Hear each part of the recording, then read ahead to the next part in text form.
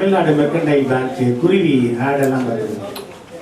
எங்கெங்கேயோ கொண்டு போய் எங்கெங்கேயோ இருந்ததெல்லாம் எடுத்துகிட்டு கொண்டு வந்து ஒரு இடத்துல கொண்டு வந்து குட்டிகளுக்கும் தன் வாழ்நாள் நீ ஏதாவது சேர்த்து வைக்கும்.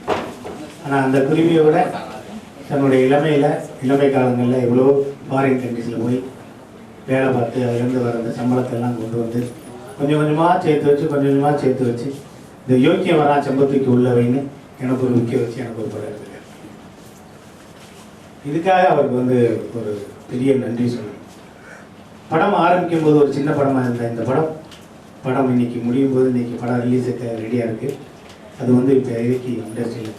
இது என்ன படம் அப்படின்னு சொல்லி எல்லாரோட அட்டென்ஷனுக்கும் ஒரு உகந்த படமாக இந்த படம் இருக்குது. இந்த படத்தில் வந்து எனக்கு ரொம்ப பெருமையாக இருக்குது. இந்த படத்தில் வந்து புது ஹீரோ, புது ஹீரோயினி, 4 தென்னவன், அவங்கள தவிர மற்ற எல்லாமே இந்த படத்தில் வந்து புதுசு, ரொம்ப புது முயற்சி. நானே சொல்லுவேன், சார் என்ன சார் 8 டேக் எடுக்கலாம், 10 டேக் எடுக்கலாம், யாராவது புதுசாக போட்டுக்கலாம். இல்லை சார், அவன் என்ன மாதிரியே 15 வருஷமாக சினிமா கனவுல இருக்கான் சார். ஸோ அவ்வளவு பொறுமையாக, அவ்வளோ நீட்டாக, ரொம்ப தெளிவாக இந்த படத்தை எடுத்திருக்காரு. அந்த படம் எடுத்ததுக்கப்புறம் ஒரு 3-4 கட்ஸு அது பண்ணி இந்த படம் எவ்வளோ லென்த்தில் இருக்கணும் அப்படிங்கிறத அவர் நல்லா புரிஞ்சு அதை லென்த்தெல்லாம் கட் பண்ணினார். அதுக்கப்புறம் இந்த படத்தை பார்த்த சென்சார் ஆஃபீஸர்ஸ் வந்து இது வந்து ஒரு சினிமாவாக கதையாக நீ இல்லாமல் வாழ்க்கையில் எங்கேயோ பார்த்ததை நீ படமாக எடுத்துருக்கேன்னு சொல்லி ஒரு பெரிய பாராட்டை அவர் எனக்கு சொன்னார். அதுலேருந்து எந்த விதமான ஒரு காம்ப்ரமைஸ் எல்லாமே இப்படி தான் இருக்குது, அதவே நான் வந்து படமாக எடுத்திருக்கேன் அப்படிங்கிறதுக்கு அவருக்கு ஒரு பெரிய தைரியம். ஃபர்ஸ்ட் ஆஃப் ஆல் எனக்கு தெரிஞ்சு சில இயக்குநர்கள் மட்டும், இன்னைக்கு நாளை இயக்குநர்கள், சில இயக்குநர்கள் மட்டும்தான் யார்கிட்டையுமே ஒர்க் பண்ணாங்க. அந்த சினிமா இது இருக்கணும் அப்படின்னு மட்டும் தெரிஞ்சுக்கிட்டு ஒரு படம் எடுத்தால் போகணும் அப்படின்னு. பட் அந்த ஒரு நாலேஜ் இதான் சார். ஆனால் அப்பயே என்கிட்ட கதை சொல்லும் போது எனக்கு ஷார்ட் டிவைட் பண்ணியெல்லாம் நிறையா சொன்னார். இப்படி வராங்க, கட் பண்ணால் அது அந்த போர்ஷன் அங்கே இது போர்ஷன் சார், இது என்ன சார், இல்லை நான் அதை கட் பண்ணி அங்கே போயிடுவேன் அப்படிலாம் நிறையா சொன்னார். ஸோ அந்த படம் எடுக்கிறதா இருந்தாலும் சரி, சாங்ஸ் அவர் வாங்கினதாக இருந்தாலும் சரி, பட் நிறைய மெனக்கிட்டு இந்த படத்தை அவர் பண்ணியிருக்காரு. இது கலைத்துறையில் அவரோட பிகினிங் பாயிண்ட். இதோட பயணம் வந்து ரொம்ப தூரம் இருக்கும். இதை விட மிகப்பெரிய பிளாட்ஃபார்ம்லாம் அவர் பார்ப்பார். அவர் உண்மையாக இந்த சினிமாவுக்கு அவர் செஞ்சிருக்காரு. இந்த சினிமா அவர் கண்டிப்பாக செய்யும். அதாவது படம் போஸ்டர்ஸ் ஸ்டில்ஸ் எல்லாரும் பார்க்கும்பொழுது சொல்லுவாங்க, இது யார் அப்படின்னு என்கிட்ட நிறைய பேர் இருக்கு. இவர் தான் சுவாமிராஜ், இவர் தான் போர்வை பற்றி இருக்காரு, அவர் தான் போர்வை நாட்டார். இவர் யார், இவர் தான் புனல் நாட்டார். இப்படிங்கிற மாதிரி நிறையா சொல்லிகிட்டே இருக்கோம். இன்னைக்கு இந்தியாவில் இருக்க எல்லா நடிகரும் சரி, தமிழ்நாட்டில் இருக்க எல்லா நடிகரும் சரி, முதல் இன்விடேஷன் நடிக்கையில் யார் இவர் அப்படின்னு கேட்டாங்க. இவரா அப்படின்னு கேட்டவங்க கொஞ்சம் பேர் தான் இருக்கும். எல்லாருமே வந்து இவர் யாரு அப்படின்னு கேட்டாங்க. அது ஒரு காமெடி கூட சொல்லலாம். அதாவது எண்ணத்தை கன்னியான்னு ஒருத்தர் இருந்தார், அவர் மறந்துட்டார், மிகப்பெரிய காமெடி நடிகர். அவர்கிட்ட கேட்டாங்க, அவர் வந்து இது யாருப்பா, இது யாரு, இந்த படத்தில் ஹீரோ யாரு, இதில் யாரும் இல்லை அப்படின்னு கேட்டார். அவர் வந்து 50s நடிகர், 50 நடிகர். அப்போ அவர்கிட்ட கேட்கும்போது ஒரு புதுசாக இருக்கார் சார். அப்படியா, அந்த தம்பி அது அவர் தான். உங்களுதுலாம் அப்படி நீங்கள் நடிக்கும் போதெல்லாம் எப்படி சார்? நாங்கள் நடிக்கும் போதெல்லாம் ஒரு வித்தியாசம் இருந்துச்சு. ஏன்னா கோடம்பாக்கத்தில் அப்போ ரயில்வே கேட்டு போட்டிருப்பாங்க. ரயில்வே கேட்டப்ப அங்கேருந்து எல்லா நடிகரும் காலையில் கிளம்பி ஏவிடி ஸ்டுடியோ வாங்கி ஸ்டுடியோன்னு வருவாங்க. அப்போ கேட்டை போட்டதுனால அவரெல்லாம் அங்கே நிற்பாங்க. கேட்டு திறந்தோடனே எல்லாம் அப்போ மேலே என்ன செஞ்சாங்க, இப்போ கேட்டு போடாமல் பாலத்தை போட்டாங்களா, இந்த சிங்கப்பூரி மாதிரி எல்லாம் கண்டவெல்லாம் ஏறி இறங்குறேன் அப்படின்ட்டு. அதனால் சினிமா அப்படிங்கிறது இது வந்து எல்லாருக்குமான வெளிச்சத்துக்கு வரக்கூடிய ஒரு மிகப்பெரிய ஒரு வாய்ப்பு.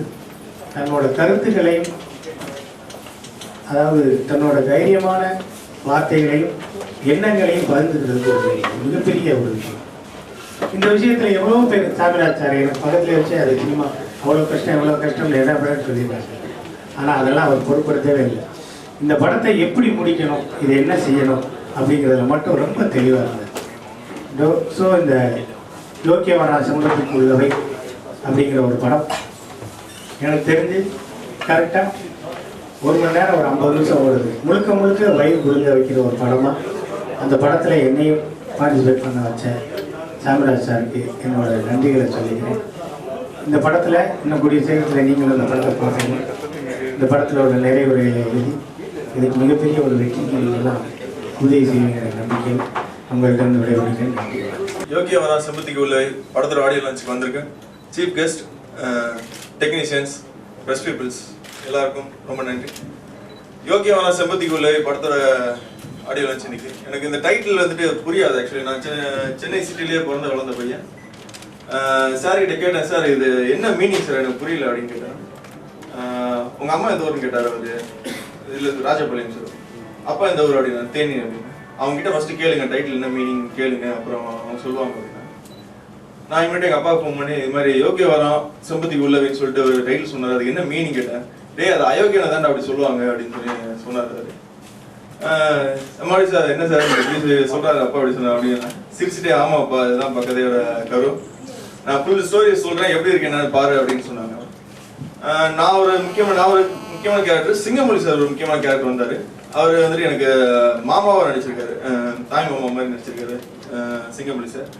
அவர் கூட வந்துட்டு சுப்புராஜ், சாரமாமா சுப்புராஜ் அவரும் பண்ணியிருக்காரு. படத்தை சொன்ன விதம் எப்படியோ அதே மாதிரி எடுத்த விதமும் அதோட ரொம்ப நல்லா பண்ணியிருந்தாரு மிஸ்டர் டைரக்டர் சாமிராஜ் சார்.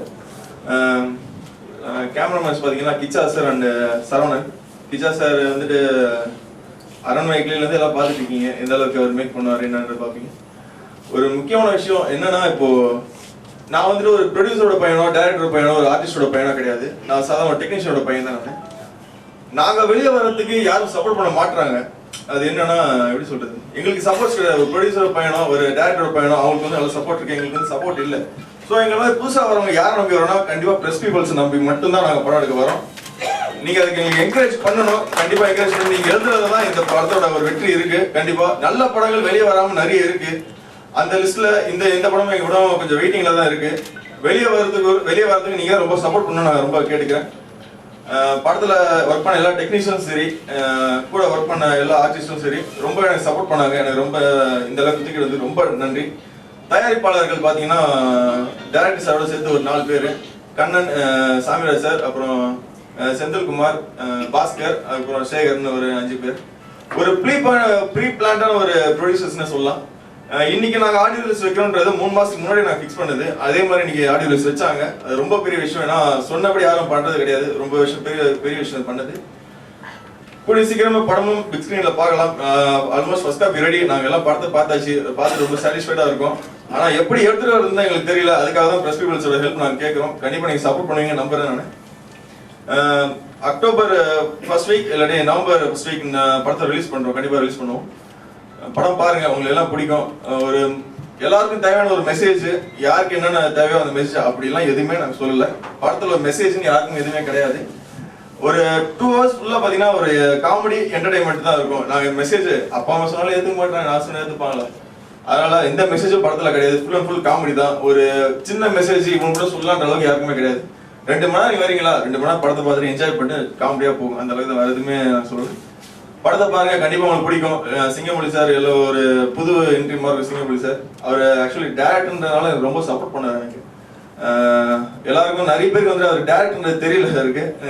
அவர் வந்து அஜித் வச்சு படம் பண்ணாரு, சூர்யா வச்சு படம் பண்ணாரு.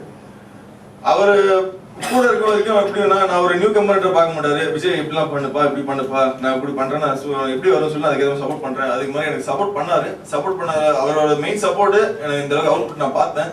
படம் அவுட்புட் பார்த்ததுக்கு வந்து தெரிஞ்சு அவரோட சப்போர்ட் எவ்வளவு இருக்குன்னு நான் தெரிஞ்சுட்டேன். எனக்கு 10 வருஷத்துக்கு முன்னாடி அந்த படம் எடுக்கிற வாய்ப்பு எனக்கு வந்தது. எனக்கு பணம் இருந்தது, எல்லாம் இருந்தது, பண்ணலை. பெப்பரேஜ் அஸ்ட்ராலஜியை நம்புவாங்க, சில பேர் நம்ப மாட்டாங்க, அது வேற விஷயம். என் வாழ்க்கையில எனக்கு என்ன நடக்க போகுதுங்கிறத முன்கூட்டியே குறித்து கொண்டு நான் செய்கின்றேன். ஏன்னா நான் போய் சொல்ல முடியாது. காரணம் என்னுடைய நண்பர்கள் எல்லாம் இருக்கிறாங்க. என் வாழ்க்கையில் என்னென்ன நடக்கும்னு சொல்லி எனக்கு நடந்திருக்குங்க என் நண்பர்களுக்கு எல்லாருக்கும் தெரியும்.